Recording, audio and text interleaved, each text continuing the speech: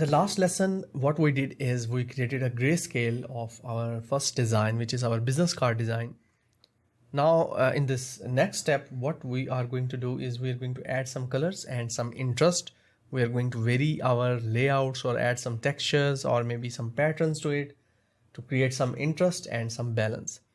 You already have seen that how much white space actually enhances your design. So I have very less content on this card and a lot of white space. So it is going to emphasize the only information on that card. So what I want is I want to make my brand impression, the first impression on my client, that we are an inviting company. So for that, we are going to use some patterns over here. Okay, so let's get started and add some colors to it and dig deeper into this design and all that visual design stuff. Okay, so I'm going to jump to my Photoshop now. So let's get started. Okay, now here you can see this is the this is where we left. So over here on this artboard, I'm going to start adding some colors. So mostly what you will be doing is you might have already the business logo over here. So you might already have that. You don't need to, use or invent colors from yourself. So I am going to go with this blue color and this sharp red color. Okay, so I'm going to correct it.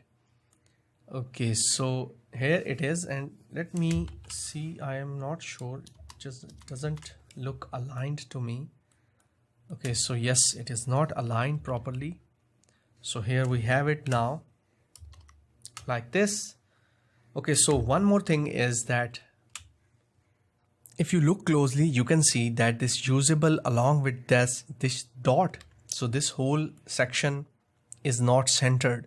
So here we have more space and here we have less space. Oh, sorry, here we have on the left we have more space and on the right we have less space. So what I'm going to do, Command D to deselect. Okay, so I'm going to group them together. This usable and this ellipse, Command G, and I'm going to center align it, Alt Control H, or you can use this one over here, Command A to select the whole artboard and then use this. Okay, so make sure you are selecting this group. So I'm going to name it logo, Command D to deselect, and now I think it is in the middle. Let's hide it and see if it looks great. Okay, so it looks great, no worries there. Let's use some bluish gray over here rather than using just the plain gray old color. I have seen a lot of my students, they try to use bluish gray, the pure gray, which is this over here. Don't try to use that, try to mix it with some color like over here. So something like this, it's look very light, so I'm going to use a bit darker over here like this. This looks great. Now you can see this sleek or slim typeface. It has a lot of contrast with this usable typeface. So they are looking great. Also they are looking modern. This Sans Serif Pro, Source Sans Pro looks great. Also this all caps Roboto font is looking great. Okay, so this part is done. Okay, so here we have just this rectangle over here, which is also a bit grayish blue color, very light. I'm going to see if it is aligned properly. I'm going to go inside the middle of this one, this row. So I'm using almost 1.5 rows. So let's hide our grid and look, so it looks clean. Let's move this side. Okay, now on this side, what I'm going to try is I'm going to reverse my color scheme. So here we have white and contrast colors on it, and here I'm going to reverse my scheme. So let's create a rectangle over here. This is going to be our base. Let's put this text over it.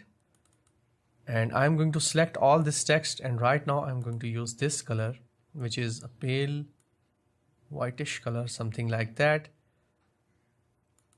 Okay, so for this CEO, what I'm going to do is, for this one, I'm going to use the pure white color just to highlight it or make it separate from the other three, okay? Also, if you want to do something, you can reduce it like 42, maybe something like that. And also this first one, I'm going to move it away. So I'm going to change the line height to 48, like this. I'm not sure why it is looking too big to me. So I'm going to go with 32 rather than 36. So this looks great. Now I feel that this size contrast between the CEO and this one looks good. Okay, so either you can use this black or you can use the same blue over here to for this background, or also you can do one more thing, is that you can reduce the brightness over here. So this is the same hue 221, and what you can do is try to reduce the brightness, and I'm going to go with 30, or let's use 25. So this looks great. These are the colors: C 100%, magenta 90%, yellow 42, and black 52. Let's increase the black to 65 or 70%. Okay, so we can use something like that, but it looks very dark, so I'm going to go with 65 or maybe 60%.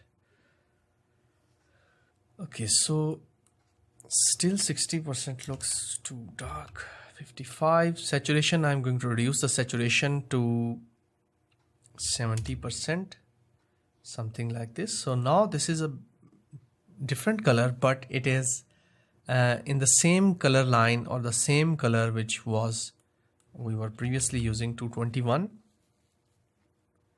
So we are actually using the darker and dull shade of the same blue. So here is our first version of our card. So now you can see it looks great, but maybe this looks too big. So I'm going to go with 42. You can see what I'm doing. I'm zooming out. So zoom in, zoom out. So I'm zooming out and I see that this in relation to this one looks too big. So I tried to reduce the size.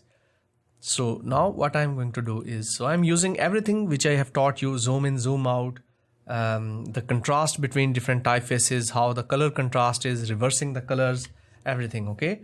So now what we need to do over here is we need to create some interest. So over here, this artboard, you can see it looks very dull and very, you can say maybe boring. So what we need to do over here is, for this bottom part, I'm going to drag some, you can say some pattern over here. But the pattern I will be looking for is inviting.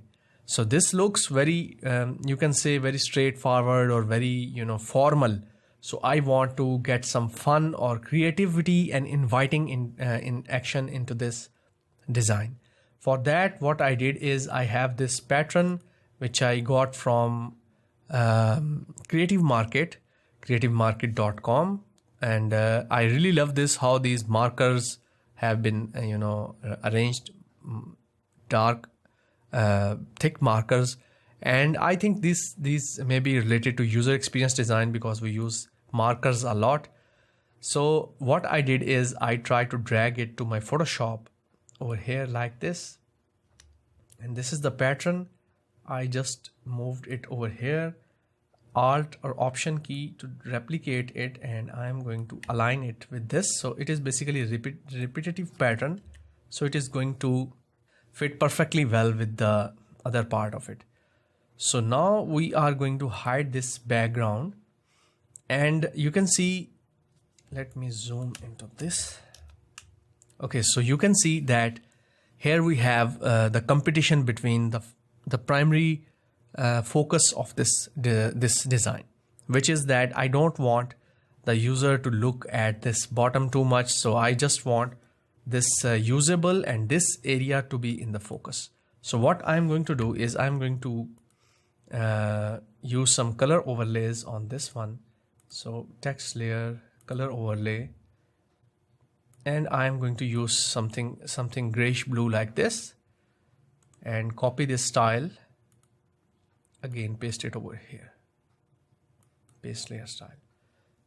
So now you can see this is a bit, you can see the contrast between shapes.